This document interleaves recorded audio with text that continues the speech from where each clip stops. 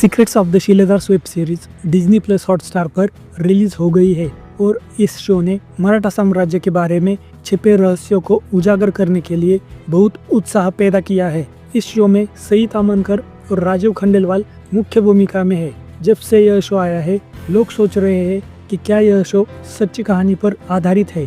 The secret of the शिलेदार्स किसी वास्तविक कहानी पर आधारित नहीं है और यह प्रतिपक्ष चंद्र नामक एक मराठी नॉवेल पर आधारित है। नॉवेल और शो दोनों में कुछ वास्तविक घटना और लोगों को काल्पनिक रूप से दर्शाया गया है, जहां विजयनगर साम्राज्य के छिपे हुए खजाने और शिवाजी महाराज के साथ इसके संबंध की कहानी पर एक नजर डाली है। The secret of the Shiledars Hindi के साथ साथ तमिल, तेलुगु, मलयालम, कन्नड़, बंगाली और मराठी भाषा में भी देखा जा सकता है। फिलहाल यह वेब सीरीज के सिर्फ 6 एपिसोड को रिलीज किया गया है, जिनकी लेंथ 40 से 50 मिनट के भीतर है।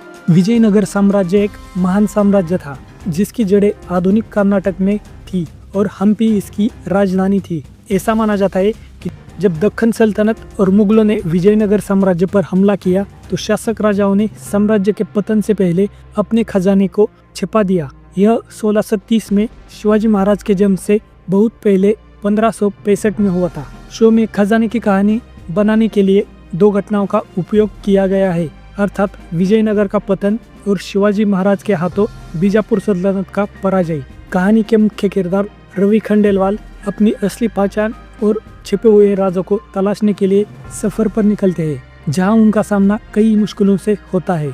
सीरीज की कहानी मुख्य रूप से छत्रपति शिवाजी महाराज के खजाने की खोज पर बुनी गई है, जिसकी रक्षा एक सीक्रेट संगठन के द्वारा की जाती है।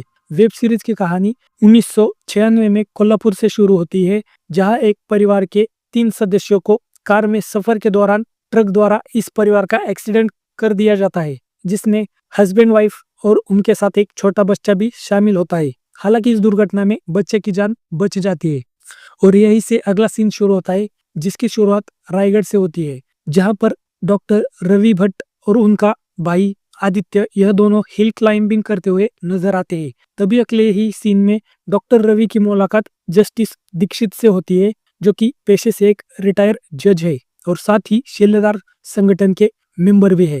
तभी जस्टिस दीक्षित रवि को बताते हैं कि रवि के पिता इस शिलेदार संगठन के मुखिया थे और उनका एक्सीडेंट नहीं हुआ, बल्कि उनकी हत्या कर दी गई है, क्योंकि वे खजाने की सुरक्षा करते थे और अब यह जिम्मेदारी रवि को संभालनी होगी। यह सब होने के अगले ही दिन जस्टिस दीक्षित की भी हत्या हो जाती है, जिसके पीछे शिलेदार्स के वंशज अन्ना रामचंद्र और प्रताप चंद्र राव जैसे लोग शामिल हैं, जो इस खजाने को हासिल करके उसका दुरुपयोग करना चाहते हैं। जिसे जानने के लिए आपको यह वेब सीरीज देखनी होगी।